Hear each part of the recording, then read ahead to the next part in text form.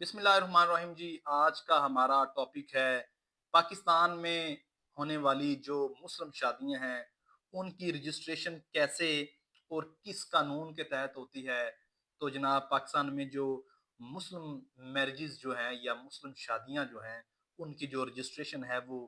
Muslim family لا ordinance 1961 کی section 5 کے تحت ہوتی ہے۔ یہ جو سیکشن 5 ہے رجسٹریشن آف میرجز کے حوالے سے، اس کی آگے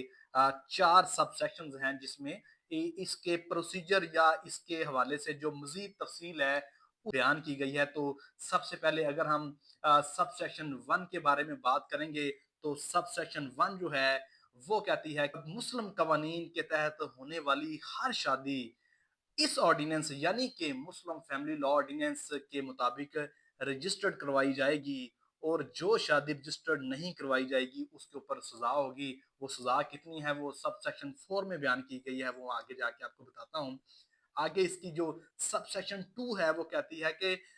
اس آرڈیننس یعنی کہ مسلم فیملی آرڈیننس کے تحت شادیوں کی رجسٹریشن کے لیے یونین کونسل ایک یا ایک سے زائد افراد کو لائسنس جاری کرے گی جن کو نکاح رجسٹرار کہا جائے گا، لیکن کسی بھی صورت میں کسی ایک وارڈ کے لیے ایک سے زائد نکاح رجسٹرار کو لائسنس جاری نہیں کیا جائے گا۔ ایک وارڈ میں ایک نکاح رجسٹرار ہوگا، جو عام طور پر آپ نے دیکھا ہے بیاہ شادیوں کے اوپر وہ رجسٹر لے کے آ جاتا ہے، اس کو وہ ایک نکاح رجسٹرار ہوتا ہے۔ اس کے بعد آگے اگر ہم بات کریں سب سیکشن 3 کے حوالے سے تو سب سیکشن 3 کہتی ہے کہ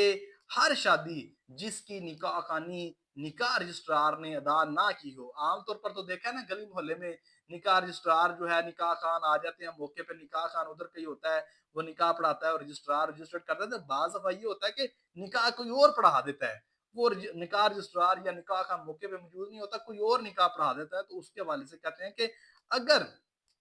جو نکاح رجسٹرار ہے اس نے اگر کوئی نکاح نہیں پڑھایا تو پھر جس نے شخص نے وہ نکاح پڑھا دیا ہوگا وہ اس آرڈیننس یعنی کہ 1961 کے آرڈیننس کے مطابق اس کی ذمہ داری ہے کہ وہ اس نکاح رجسٹرار کو جتنی جلدی ہو سکے اس نکاح کے حوالے سے اطلاع کرے اور اس نکاح کو جا کے وہاں پہ رجسٹرڈ کروائے۔ آگے سب سیکشن 4 جو ہے، جو کہ میں نے آپ کو پہلے بتایا ہے کہ جس میں اس آرڈیننس کے تحت شادیوں کی رجسٹریشن نہ کروانے کے حوالے سے سزا کا بیان کی گئی ہے، وہ سب سیکشن 4 کہتی ہے کہ جو فرد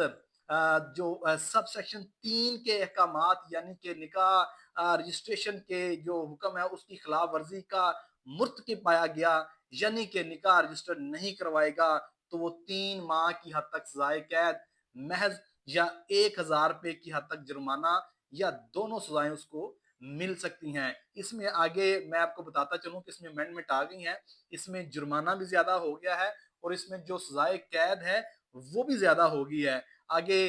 جو اس کی سیکشن 5 کی سب سیکشن 4 ہے وہ کہتی ہے کہ نکاح نامہ کے فارم نکاح رجسٹرار کے رکھنے والے ضروری رجسٹرڈ یونین کونسل کے محفوظ رکھے جانے والے جملہ ریکارڈ شادیوں کی رجسٹریشن کا طریقہ کار اور نکاح ناموں کے نقول فریقین کو مہیا کی جائیں گی۔ اس کے لیے یونین کونسل ایک مقررہ فیس جو ہے نا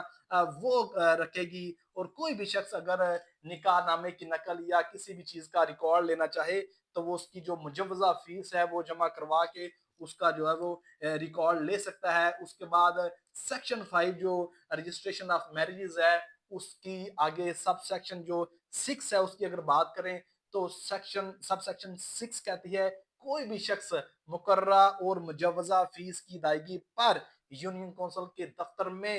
جو سب سیکشن 5 ہے جو میں نے پہلے پڑھی ہے اس کے تحت محفوظ کیے گئے تمام جو اس کا ریکارڈ ہے اس کی نقل حاصل کر سکتا ہے۔ لہٰذا نکاح نامہ کو ہم پبلک ڈاکومنٹ سمجھیں گے، جس طرح کوئی بھی سرکاری ڈاکومنٹ ہوتا ہے اور پبلک کی وہ ایکسیس میں ہوتا ہے، کوئی بھی شخص اس کی پراپر طریقہ کار فالو کر کے یا اس کی پراپر جو فیس ہے اس کو پے کر کے اس کی نقل حاصل کر سکتا ہے۔ اس طرح کوئی بھی شخص کسی کے اپنے یا کسی بھی شخص کے نکاح نامے کی نقل یونین کونسل سے حاصل کر سکتا ہے۔ شکریہ۔